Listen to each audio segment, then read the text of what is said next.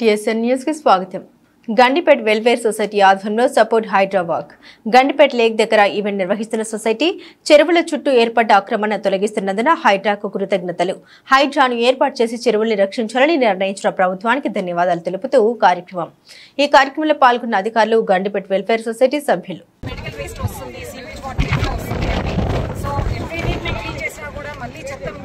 పడేస్తా ఉన్నారు. ఎంత గవర్నమెంట్ చేసినా కూడా ప్రతి ఒక్క సిటిజన్ ది బాధ్యత ఏంటి అని అంటే యాక్ట్ ఫాస్ట్ అండ్ ఇట్లాంటివి జరగకుండా ప్రతి ఒక్కరి బాధ్యత అండి చూసుకోండి. అండ్ మన ట్రాష్ మన బాధ్యత అన్నట్టు బిహేవ్ చేస్తే కనుక ఇట్లాంటి వాటర్ బాడీస్ అన్నిటిని మనం కాపాడుకోగలిగిన వాళ్ళం అవుతాము.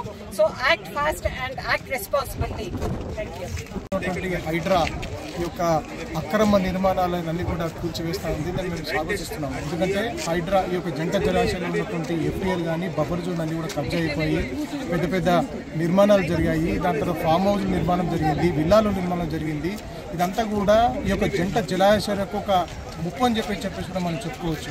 అయితే ఈ యొక్క జంట జలాశయాలను సంరక్షించడానికి అప్పటి హోంమంత్రి దేవేందర్ గౌడ్ 111 జీవోను తీసుకొని వచ్చారు. అయినప్పటికీ కూడా కొంతమంది బడా నాయకులు కావచ్చు, సినీ పరిశ్రమకు సంబంధించినటువంటి కావచ్చు, రాజకీయ నాయకులు కావచ్చు, ఎఫ్టీఎల్ దాని తర్వాత బఫర్ జోన్ మొత్తం కూడా కబ్జా చేసి ఈ యొక్క ఫామ్ హౌస్ నిర్మాణం చేశారు, విల్లాలు నిర్మాణం చేశారు. దీంతో పెరింగి నాలాలు కానీ దాంతో ఇవన్నీ కూడా కబ్జా అయిపోయాయి. దీంతో ఈ యొక్క పైన కురిసినటువంటి వానలతో ఈ యొక్క జంట జలాశయంకు రావాల్సినటువంటి నీరన్నీ కూడా మొత్తం కూడా రాలేని పరిస్థితి మొదలైంది. అయితే ఇప్పుడు రేవంత్ రెడ్డి సర్కారు వచ్చిన తర్వాత హైడ్రాని ఈ యొక్క రంగంలోకి దించారు.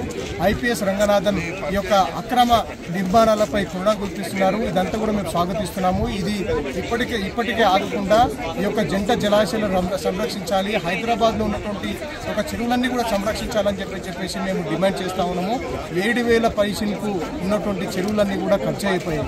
ఇప్పుడు చూసుకుంటే 90% చెరువులన్నీ కూడా కబ్జా అయిపోయి, మనం చూసుకున్నట్లయితే ఫ్లడ్స్లో నిజాంపేట్ చెరువు మొత్తం కూడా కబ్జా అయిపోయింది. అక్కడ నిర్మాణాలన్నీ కూడా మొత్తం నీళ్ళతో నిండిపోయినటువంటి పరిస్థితి మనం చూసినాం.